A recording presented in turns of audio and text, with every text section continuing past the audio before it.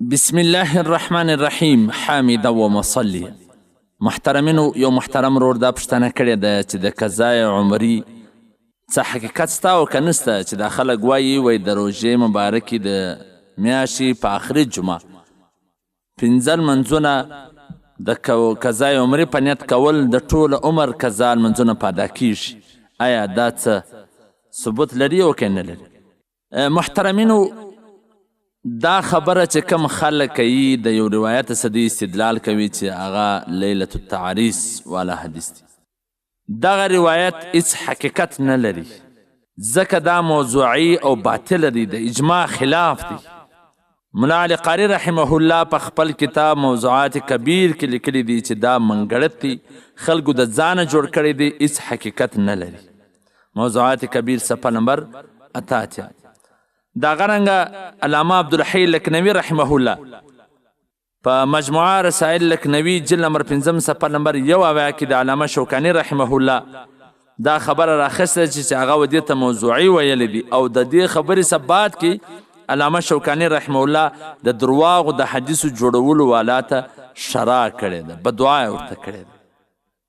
نو دا هیڅ حقیقت نه لري. محترمینو، دا موضوعي او منګړت خلکو د ځان څخه جوړ کړی دی، د اجماع خلاف دی، ځکه اجماع ټوله پر دې ده چې یو عبادت د ډیرو کلو د قضایي عبادتونو قایم مقامه نشي جوړېدلی.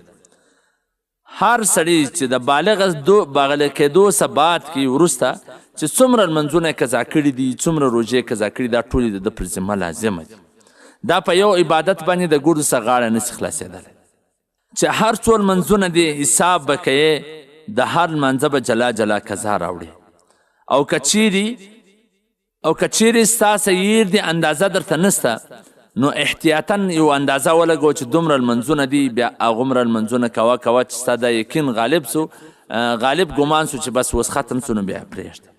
که چیرې یو سړی سپین ږیری دی، د مرګ ته نږدې دی، نو په هغه وخت کې چې دا وصیت وکړي که زه مړ سولمه دغه فدیه دي زما د طرفه څه ورکول سي، زما د ماله څه ورکول سي. خو دا معاف کېدل نه لري عزتمنو. دا هر لمانځه به جلا جلا فدیه د مرګه بعد د وارثان ورکوي، که د وصیت کړی و د ماله څه، او که دی ژوندی و په اشاره سره یې لمونځونه کولی سو، نو دغه لمونځونه به دی راګرځوي. او طریقه به یې دا وي چې که ډېر لمونځونه قضا سوي دي، چې دی به نیت کوي چې اول د سهار د قضایي لمانځه نیت کوم، یا هغه اول چې زما څه قضا سوی دی د ماپښین د هغه د قضایي نیت کومه، داسې دي هغه اول یادوي. او بیا خو نو چې یو وسو بیا بل اول ته ودرېدی، بل وسو بل اول ته ودرېدی. د 3 اوقاتو څخه علاوه یو چې المر پرېوځي، یو چې المر راخیږي، یو چې المر در سره راوړي، عین په داسې حالت قضایي لمونځ څوک نسي کولی، نور په هر وخت کې کولی سي. مازدیګر لمانځه وروسته هم کولی سي، سهار لمانځه د مخه وروسته هم کولی سي، او دغسې د سهار لمونځ د ماخستن په وخت کې هم راګرځولی سي، په هر وخت کې کولی سي. صرف 3 وختونه چې هغه مکروهات ثلاثه ورته وایي، یو چې المر پرېوځي، یو چې المر راخیږي پر عین حالت، یو چې المر در سره اوړي، په داسې اوقاتو کې نسي کولی. په حواله سره د تحتوی علی المراقی صفحه نمبر 440، البحر رایق جلد نمبر 2 صفحه نمبر 9.